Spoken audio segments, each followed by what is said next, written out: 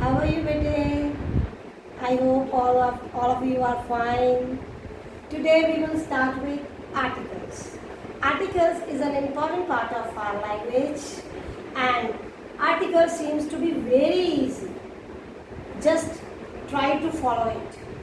एक बार ਤੁਸੀਂ ਧਿਆਨ ਨਾਲ ਦੇਖੋ, ਤੁਹਾਨੂੰ ਖੁਦ ਨੂੰ ਫੀਲ ਹੋਏਗਾ ਆਰਟੀਕਲਸ ਲਿਖਣੇ ਜਾਂ ਕਰਨੇ ਬਹੁਤ ਈਜ਼ੀ ਹੁੰਦੇ ਆ।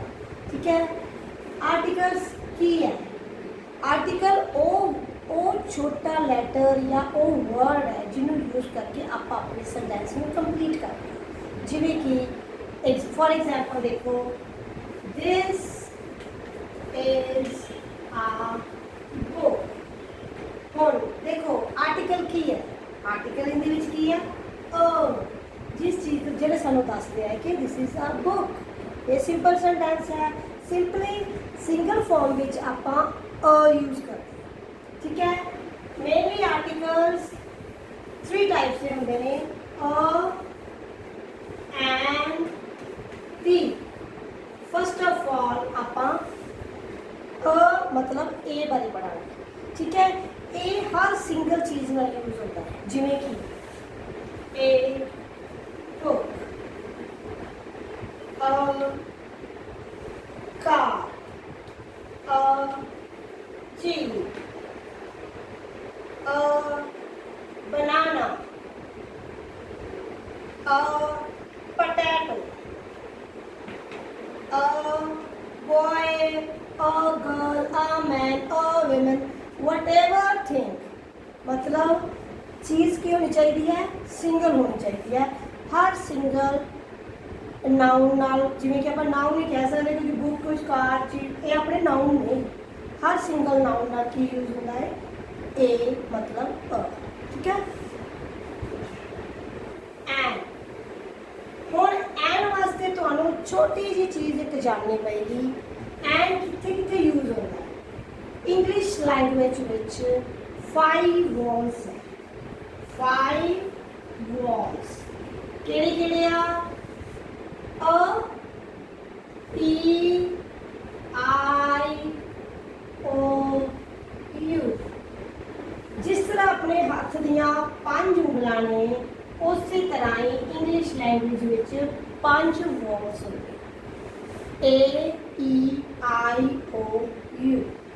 ये 5 वॉल्स ऐसे ने, ऐसे वर्ड्स होंदे ने जिन्हां दे फ्रंट ते आपां एन लगांदे हां। देखो वैसे इंग्लिश च ना एक बार मैं जानकारी भी दस देनी है। टोटल 26 अल्फाबैट होंगे आ। अल्फाबैट्स की है ABCDEFGH। ओके, 1 होंगे ने कंसोनेंट्स। ਜਿਹੜੇ ਵॉल्स होंगे ने उन्हां दे अगे आपां एन यूज करते हैं, ते ਜਿਹੜੇ 21 कंसोनेंट है उन्हां दे अगे आपां ए यूज करते हैं। ओके, हुण आपां गल कर रहे हैं वॉल्स। वॉल्स किहड़े किहड़े ने अपने? ए, ई, आई, ओ, यू। ये 5 की ने अपने वॉल्स। जिवें कि देखो, आइस क्रीम, एप्पल,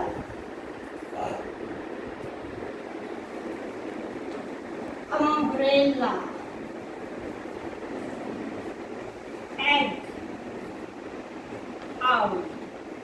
ਜਦੋਂ भी कोई भी ऐसा वर्ड आएगा जिंदा फर्स्ट लैटर इन्हां वॉल्स के विचों होएगा, जिवें कि आई, आई, ए, यू, यू, ई, ओ। देखो ये सारे लैटर्स वॉल्स ने ना, 5 वॉल्स है। किसी भी कंडीशन यूज हो, जो ये नहीं कला आइसक्रीम है, whatever, ink pot, okay, apple हो गया, आंट हो गया, अम्ब्रेला, आन, जिन्हां च सिंपल इन्हां दी आवाज़ आए, जिवें अ दी आवाज़ आए, आई दी आवाज़ आए, यू, ई, ओ, उन्हां विच आपां की यूज करना है?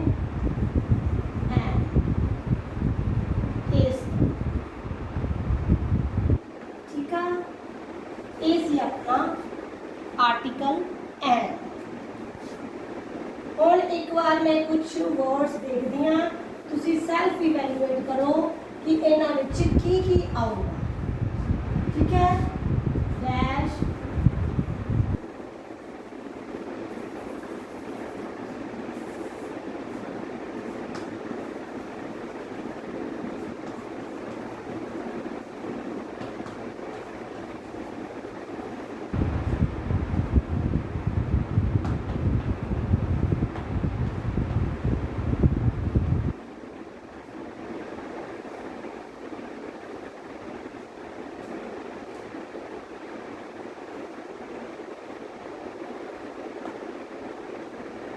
ਹੁਣ देखो अपने वर्ड्स, बुक, आम, potato, boy, ink pot, eagle, jet, aeroplane। देखो ये अपने को वर्ड्स दिखे ਆਪਾਂ ਇਹਨਾਂ ਵਿੱਚ ਆਰਟੀਕਲ ਏ ਤੇ ਐਨ ਨੂੰ ਯੂਜ਼ ਕਰਨਾ ਹੈ। ਹੁਣ ਦੇਖੋ ਤੁਸੀਂ ਵੀ ਤੁਸੀਂ ਕਿਹਨੂੰ ਕਿਹਦੇ ਚ ਯੂਜ਼ ਕਰੋਗੇ, ਧਿਆਨ ਨਾਲ ਦੇਖੋ। Book is a B is a consonant, it's not a vowel, क्योंकि ਤੁਹਾਨੂੰ ਮੈਂ ਦੱਸਿਆ ਸੀ ਵॉल ਸੇ ਪੰਜ ਨੇ, A E I O U। ਇਹ 5 ਵॉल्स ਤੋਂ ਇਲਾਵਾ ਆਪਾਂ ਬਾਕੀ ਸਾਰਿਆਂ ਨਾਲ A यूज करना है। ਕੀ करना है? A और we can say a book। ये क्या आ गया? on का फर्स्ट लेटर की है U and potato P, it's a consonant। boy फिर तो भी consonant।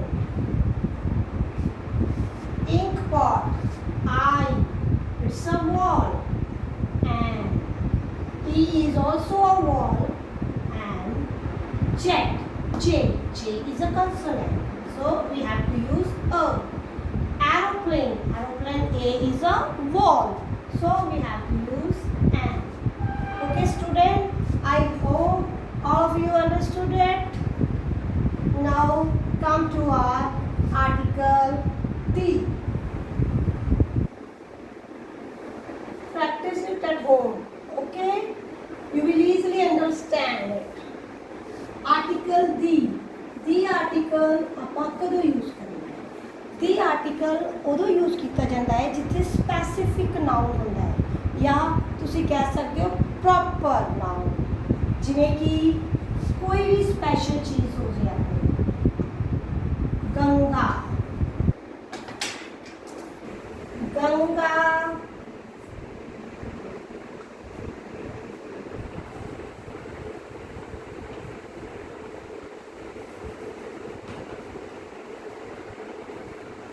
जिमें कि आप देख लो, गंगा की है, एक पवित्र नदी है। पवित्र नदी की है वो स्पेशल है, इस करके उन्हें आप यूज करेंगे की गंगा। Gita, what is Gita? गीता हिंदूज का पवित्र ग्रंथ है, इहदे वास्ते आप यूज करेंगे दी। इसी तरह ही गुरु ग्रंथ साहब, गुरु ग्रंथ साहब अपना पवित्र ग्रंथ है, इहदे नाल भी आप दी यूज करेंगे।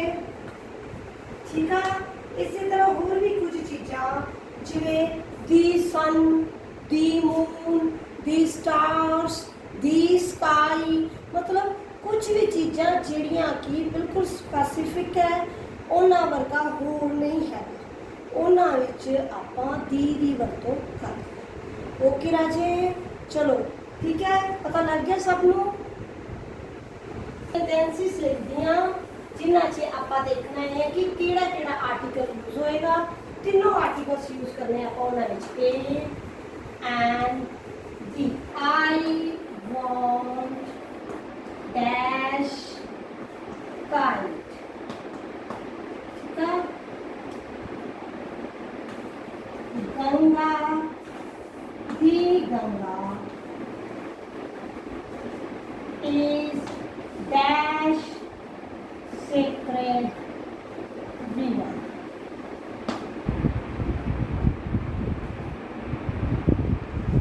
To eat dash apple। Stop it। dash tree। है। Chandigarh is dash capital of Punjab. हाँ जी राजे देखो हम इतने आप कि आर्टिकल्स यूज करने ध्यान नाल देखो। I want dash kite. Kite is a singular form and it is a common noun. Okay so we have to use a. The Ganga is a sacred river. He like to eat क्या आ गया apple. First letter is vowel, so we have to use an. Rohit wrote dash essay. First letter is a vowel, so we have to use an. Wrote an essay. Chandigarh is dash capital of Punjab. Now Chandigarh is capital की होंदा है is a Chandigarh specific. Chandigarh is the capital of Punjab. Okay राजे so please note it down in your notebook and I hope you all have understood it well. So bye take care.